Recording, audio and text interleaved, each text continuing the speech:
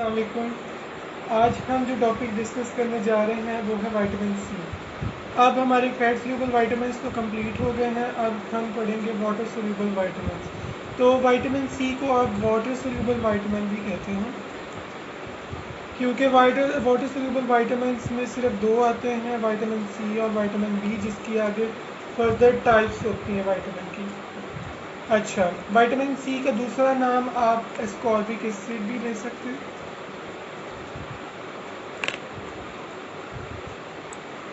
ठीक है, अब हम इसको वर्सटाइल विटामिन भी कहते हैं, वर्सटाइल विटामिन।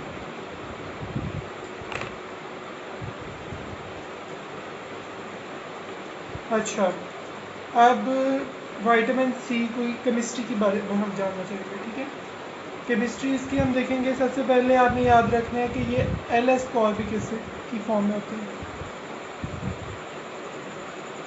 ये एल एस्कॉर्बिक एसिड जो है ये इसकी रिड्यूस्ड फॉर्म है।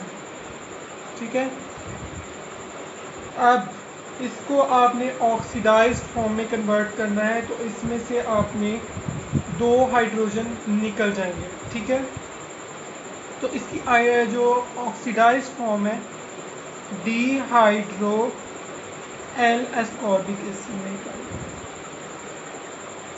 Ascorbic acid.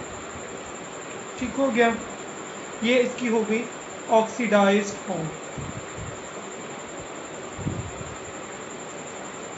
उसके बाद इसने वाटर, इसकी एडिशन होगी, वाटर की इसमें एडिशन होगी। ठीक है, तो इसने कन्वर्ट हो जाना है डाई कीटो एल गुलोनिक एसिड। ठीक हो गया, अब इसने आगे फर्दर चेंज हो जाना है ऑक्सैलिक एसिड। याद रखिएगा ऑक्सैलिक एसिड इसका मेटाबोलाइट होता है। ठीक हो गया, अब जो आपने याद रखना है वो ये है कि जो एल एस्कॉर्बिक एसिड है, जो इसकी हाइड्रेटेड फॉर्म है, अगर तो ऑक्सीडेशन जो है वो एस्कॉर्बिक एसिड की वो रैपिड होगी कॉपर की प्रेजेंस में। ये आपने याद रखना है कि कॉपर आयन जो है वो कॉपर आयन एसेंशियल होता है ऑक्सीडेशन ऑफ एस्कॉर्बिक एसिड। ठीक हो गया, ये हो गई आपकी केमिस्ट्री पूरी। ठीक है, अब हम आते हैं इसकी सिंथेसिस और स्टोरेज पर। ह्यूमन बींग्स में इसकी सिंथेसिस नहीं होगी, बिकॉज हमारे पास एक एंजाइम एल गुलानो लैक्टोन ऑक्सीडेज की प्रेजेंस जो है नहीं होती, डेफिशिएंसी होती है हमारी बॉडी के अंदर।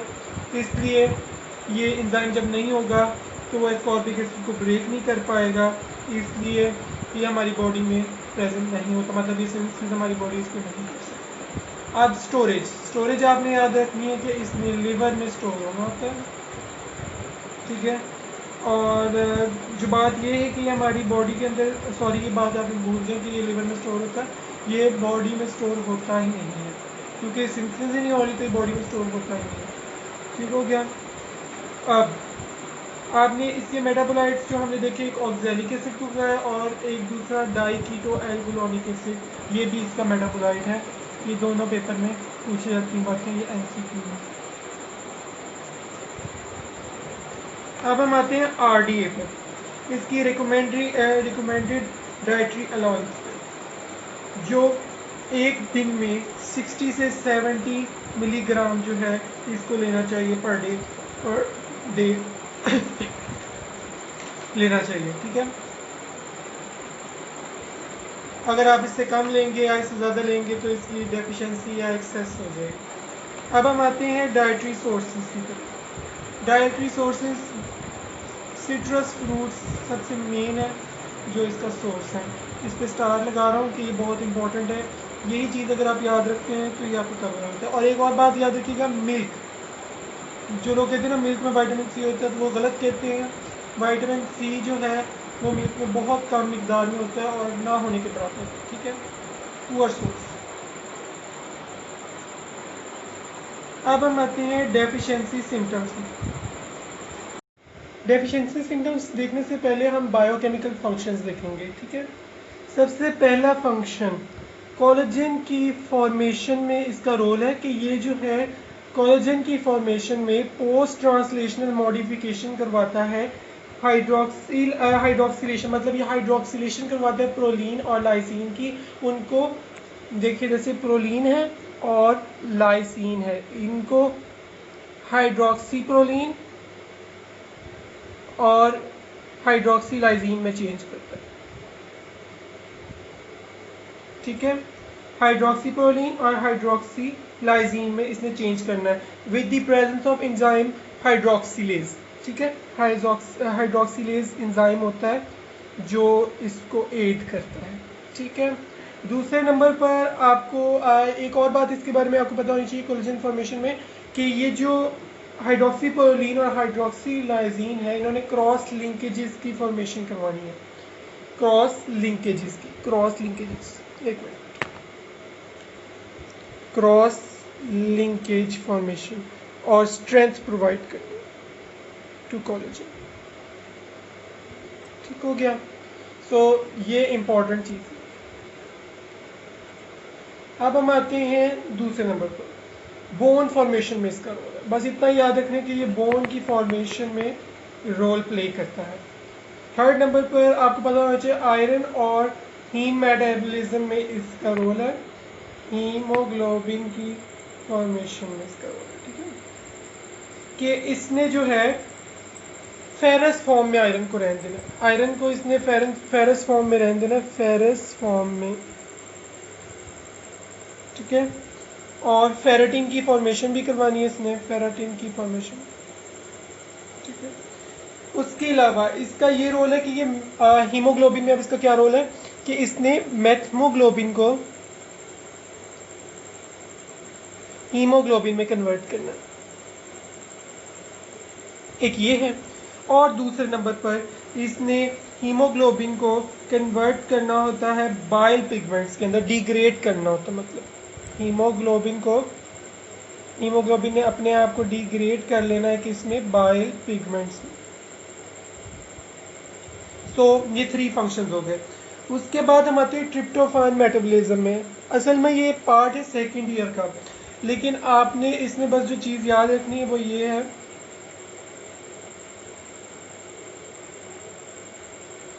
कि ये जो है वो हाइड्रोक्सिलेशन इसमें इन्वॉल्व, हाइड्रोक्सिलेशन में ये इन्वॉल्व होता है। बस आपने इतना याद रखना, हाइड्रोक्सिलेशन ऑफ ट्रिप्टोफान में इन्वॉल्व। उसके बाद है टायरोसिन। टायरोसिन का भी बारे में आपने इतना सा याद रखना है, टायरोसिन में इसने ऑक्सीडेशन करवानी होती है।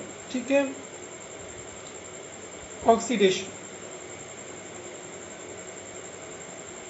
That's enough. उसके बाद अब आ जाए छठे पे नंबर पे, फॉलिक एसिड की मेटाबॉलिज्म में इसका रोल है कि ये फॉलिक एसिड को इसकी एक्टिव फॉर्म में कन्वर्ट करता है। ठीक है, जिसकी एक्टिव फॉर्म है हम आगे अपने फॉलिक एसिड में देखेंगे, जो विटामिन बी की टाइप है उसके अंदर भी देखेंगे इसको। लेकिन आपको बस इतना पता होना चाहिए अभी कि ये इसकी एक्टिव फॉर्म जो है, एक्टिव फॉर्म जो है वो है FH4। ठीक हो गया। उसके बाद जो आपको पता होना चाहिए वो ये है कि ये एंटीऑक्सीडेंट के तौर पे एक्ट करता है, एंटीऑक्सीडेंट। ठीक है, ये आपके लिए इम्पोर्टेंट है। और भी हमने काफ़ी एंजाइम्स पढ़े हैं, जो विटामिन्स पढ़े हैं, उनमें भी एंटीऑक्सीडेंट प्रॉपर्टी होती है। एक ये भी एंटीऑक्सीडेंट प्रॉपर्टी शो करता है, which is very important property. ठीक है, ये इंपॉर्टेंट है, ये MCQ में पूछी जा सकती है। 8वें नंबर पर आपको पता होना चाहिए कि इसका इम्यून सिस्टम के साथ भी रिलेशन है, कि इम्यून सिस्टम को प्रॉपर फंक्शनिंग के अंदर इसका रोल है, इम्यून फंक्शन के अंदर इसका रोल है। और ये जो है वो फैगोसिटिक एक्शन में भी इसका रोल है। आपको पता होना चाहिए फैगोसिटिक बैक्टीरिया, कोई भी चीज़ अंदर आए तो उसको फैगोसाइटोस करने में इसका रोल है। उसके अलावा कोई भी डिजीज़ जो है आपकी क्रोनिक डिजीज़ वगैरह हैं उसमें इसकी इन्वॉल्वमेंट होती है। बस आप ये 9-10 याद रखें, पेपर में बहुत इंपॉर्टेंट है। विटामिन सी के तो काफ़ी ज़्यादा पूछे जाते हैं इसके फंक्शंस वगैरह, तो ये इम्पॉर्टेंट SCQ है। तो आपको इसे 10 याद रखने ही इनफ होंगे। ठीक है, अभी तो मैंने 9 लिखे हैं और एक आपको पहले मैं बता दी 10 हो गए पूरे। अब हम आते हैं जी डेफिशिएंसी की तरफ। ठीक है, डेफिशिएंसी, अगर आपके विटामिन सी कि डाइट के अंदर कमी हो जाए तो ये स्कर्वी कॉज करता है। स्कर्वी ये मोस्ट इम्पॉर्टेंट वाइवा क्वेश्चन है, ये इंटरनल आपसे बहुत पूछते हैं, ठीक है, इम्पॉर्टेंट क्वेश्चन है, ठीक है। अब इसमें इसकी करेक्टरिस्टिक्स आपको पता होनी चाहिए। तो ये कि सोरगम्स होंगे और टीथ्स वगैरह का मतलब लूज टीथ्स होंगे, ठीक है। एनीमिया भी देखा गया है ऐसे पर्सन में, क्योंकि हमने अभी कहा कि हीम के साथ इसका बड़ा रिलेशन है। तो ये जितने इसके बायोकेमिकल फंक्शंस हैं अगर आप उनको उल्ट कर दें तो ये इसके डेफिशिएंसी सिम्टम्स बन जाएंगे। जैसे कि स्वॉलन जॉइंट्स के अंदर रोल, जैसे कोलेजन हमने कहा कोलेजन फॉर्मेशन में इसका रोल है, वो अगर रोल डिफेक्ट हो जाएगा तो जॉइंट्स पे भी असर आएगा। वूंड हीलिंग में इसका बड़ा रोल है, ठीक है।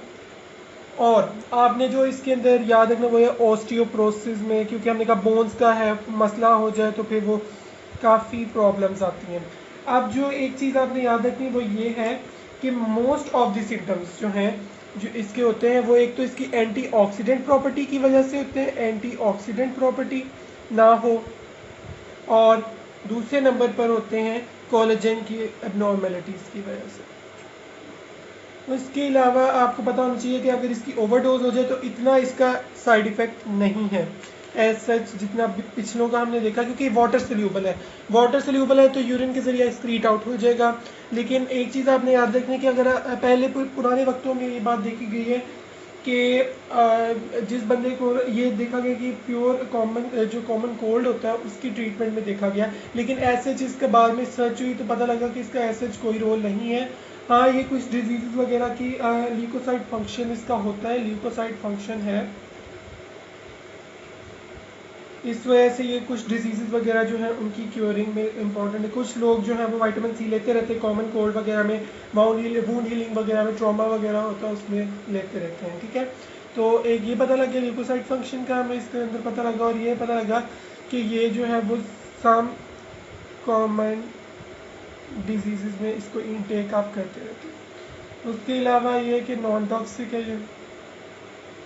हाँ, इसकी एक जो हमने मेटाबॉलिक फॉर्म पढ़ी थी ऑक्जेलिक एसिड और डाइकीटो 1 ग्लूकोनिक एसिड, अगर ये हमारी बॉडी के अंदर स्टोर होना शुरू हो जाए किडनी वगैरह के अंदर तो ये किडनी स्टोन्स कॉज करते हैं, किडनी स्टोन्स, ठीक है। यहाँ मैं लिख रहा हूँ अगर ये एक्सेस हो जाए तो ये किडनी स्टोन्स बना,